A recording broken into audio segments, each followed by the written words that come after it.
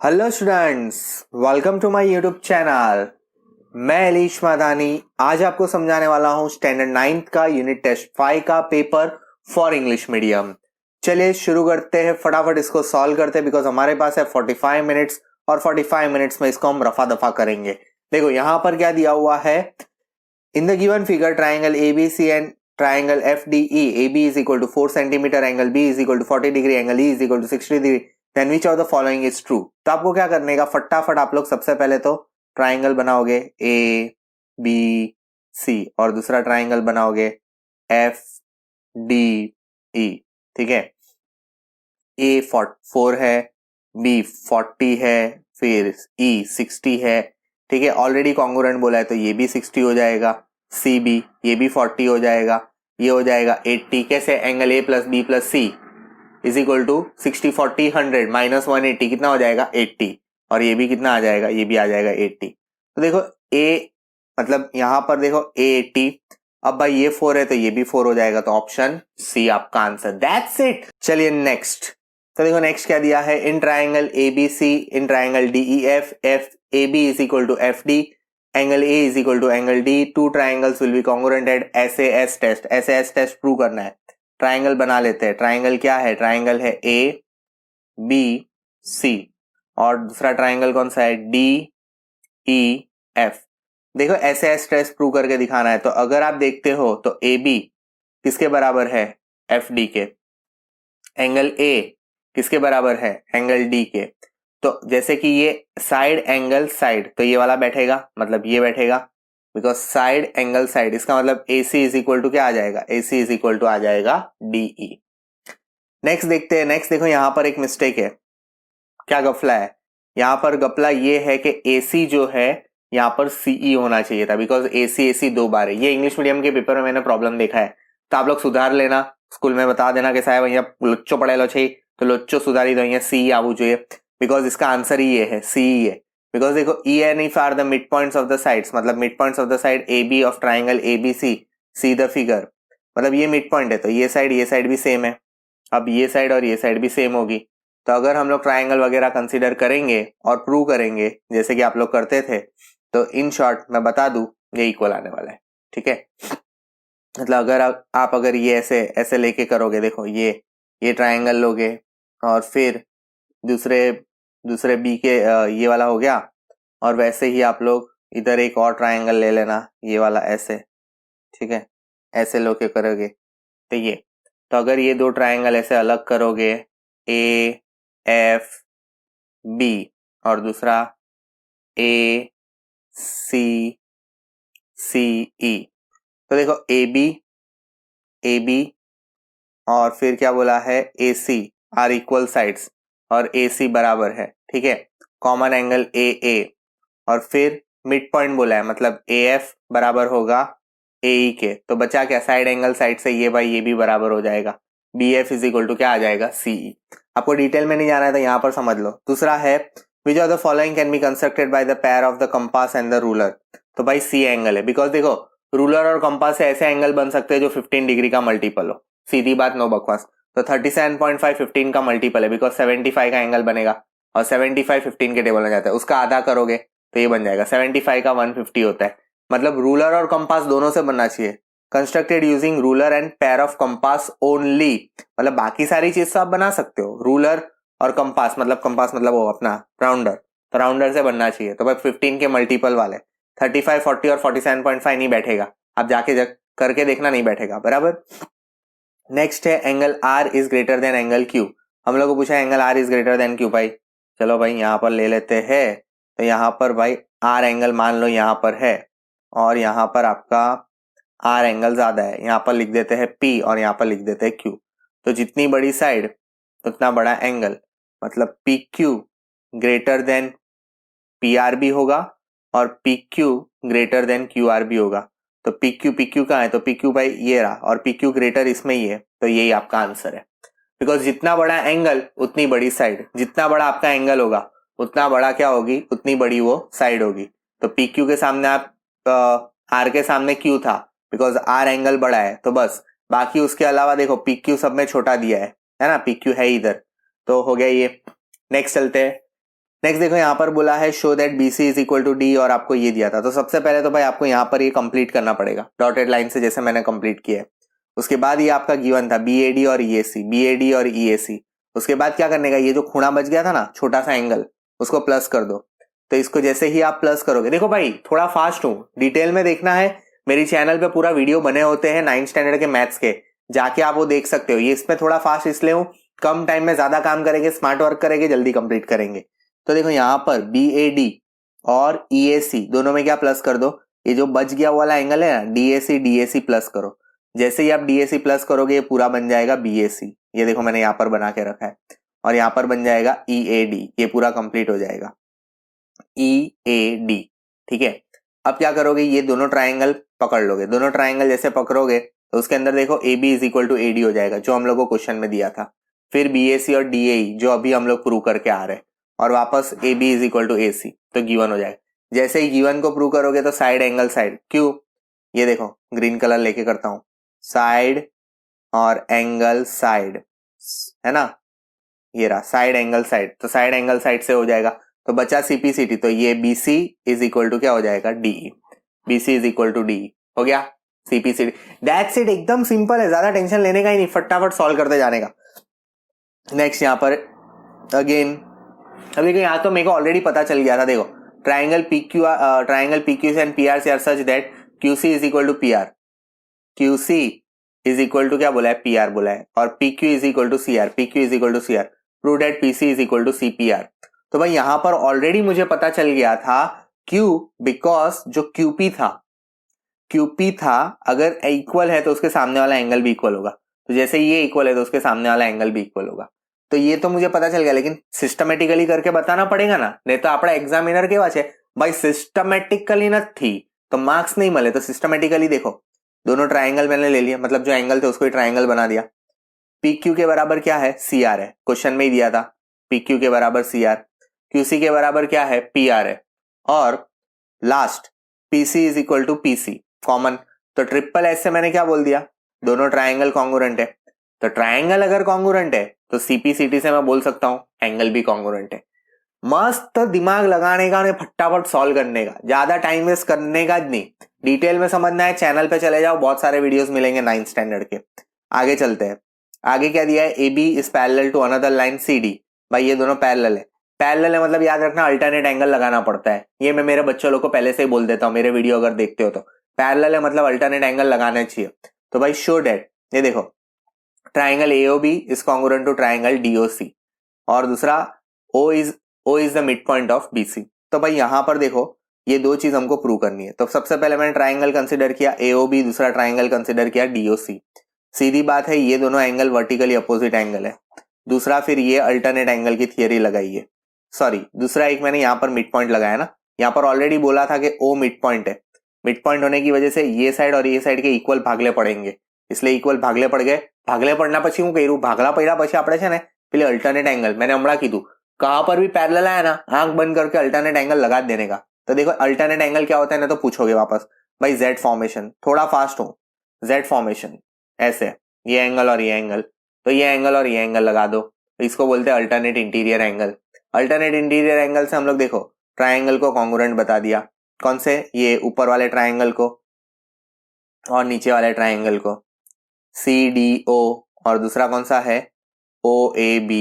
ठीक है, तो उसकी वजह से क्या हो जाएगा, बची हुई साइड मतलब कौन सी, ये जो OC बच गया था ना, ये और ये वो भी हो जाएगा, और O is the mid point. भाई अगर वो इक्वल पार्ट में डिवाइड हो रहा है इसका मतलब ये O क्या होगा, O मिड पॉइंट भी हो जाएगा।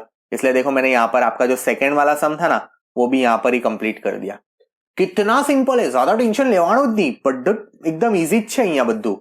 नेक्स्ट चलो नेक्स्ट देखते हैं, AB इज लाइन सेगमेंट। देखो AB बना दिया, फिगर कैसे बनाई वो समझाता हूं, इसके अंदर फिगर नहीं दी है। AB बना दिया, AB बनाने के बाद देखो लाइन L क्या है, परपेंडिकुलर है, लाइन L परपेंडिकुलर है। If point P lies on the line, मतलब पॉइंट P सपोज यहां था, शो दैट AP, मतलब हमको बताना है कि ये डिस्टेंस और ये डिस्टेंस सेम है।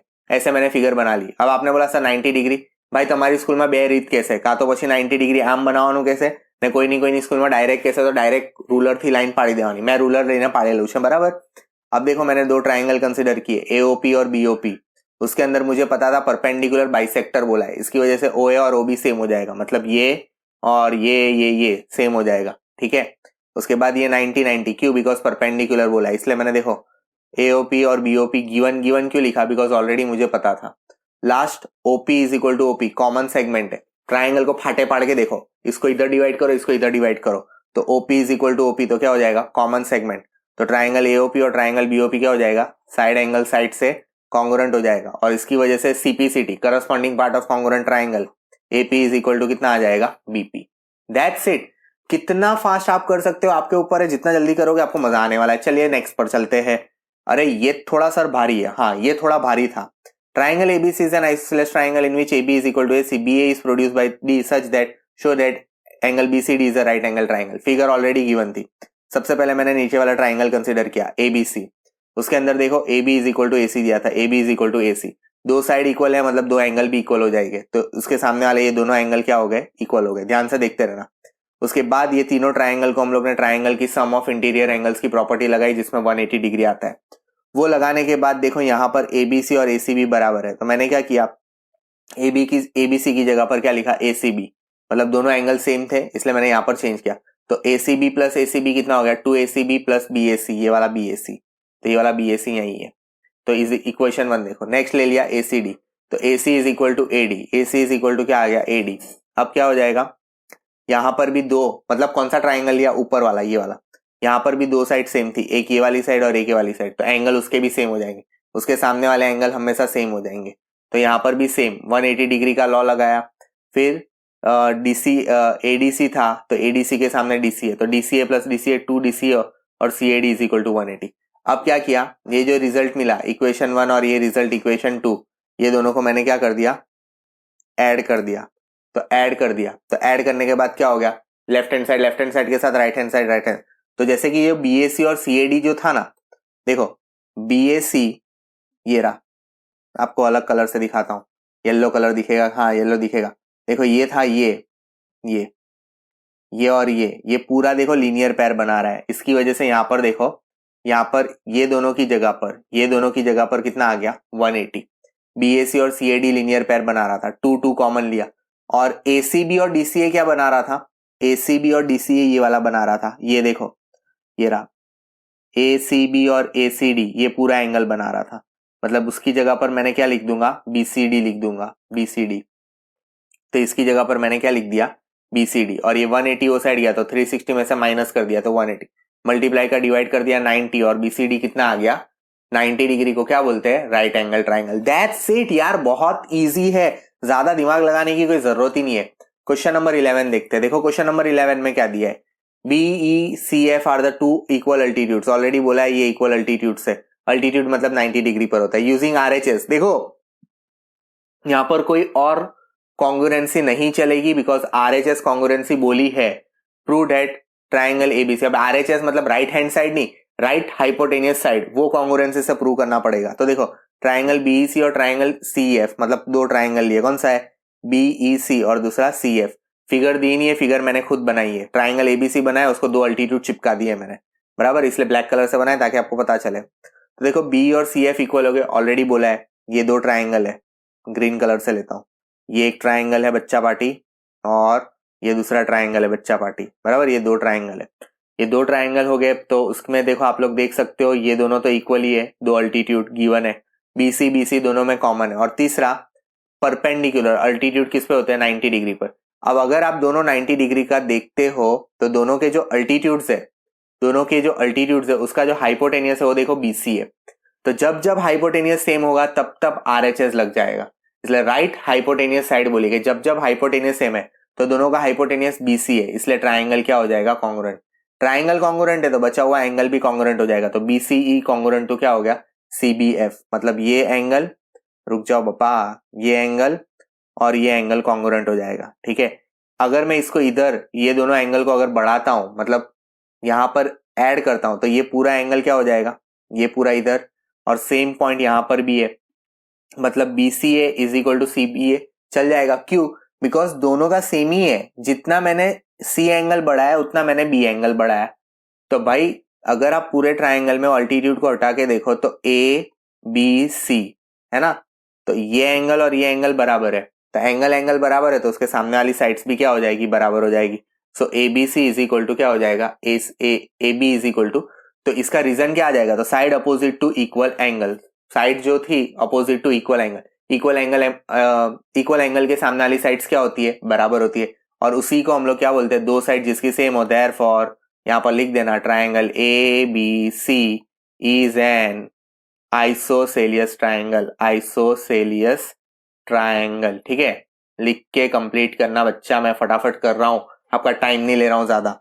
आगे चलते हैं नेक्स्ट देखो यहां पर क्या दिया है, in the given figure TM and TM are the 2 point inside the parallelogram such that PT is equal to MR, P is equal to, then using a congruence triangle rule prove that, ये triangle prove करना है। Triangle मैंने direct, देखो triangle prove करने दें तो direct triangle consider कर लेने का, हमारा माथा पीछे नहीं करने की। तो देखो एक ट्राइंगल इधर है, दूसरा ट्राइंगल इधर है, ज्यादा ये थोड़ा फास्ट में जला, ये रहा ऐसे, बराबर।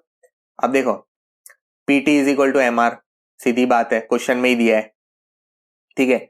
अब देखो मैंने वापस बोला था पैरेलल है मतलब अल्टरनेट लगा देने का, तो देखो ये रहा अल्टरनेट मेरा, ये अल्टरनेट, ये एंगल और ये एंगल, ये रहा, ठीक है, TPR और दूसरा MRP, अल्टरनेट एंगल।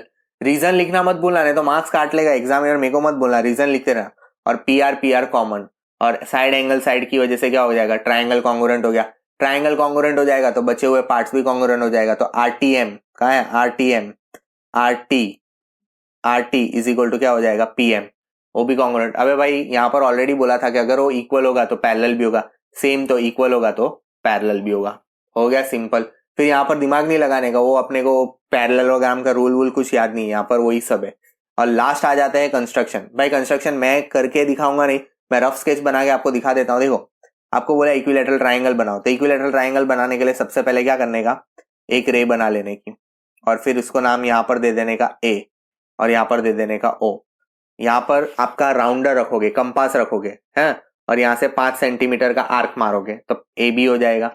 यहाँ पर रखोगे same measurement 5 centimetre he, because 5 centimetre बोला है, यहाँ पर मारोगे और फिर दूसरा 5 यहाँ पर मारोगे, तो ये दोनों ऐसे ज्वाइन करोगे तो ये इक्विलैटरल बन जाएगा। अब जस्टिफिकेशन के लिए क्या करने का, तो जस्टिफिकेशन के लिए दिखने का कि ये हो जाएगा C, कि in triangle ABC, in triangle ABC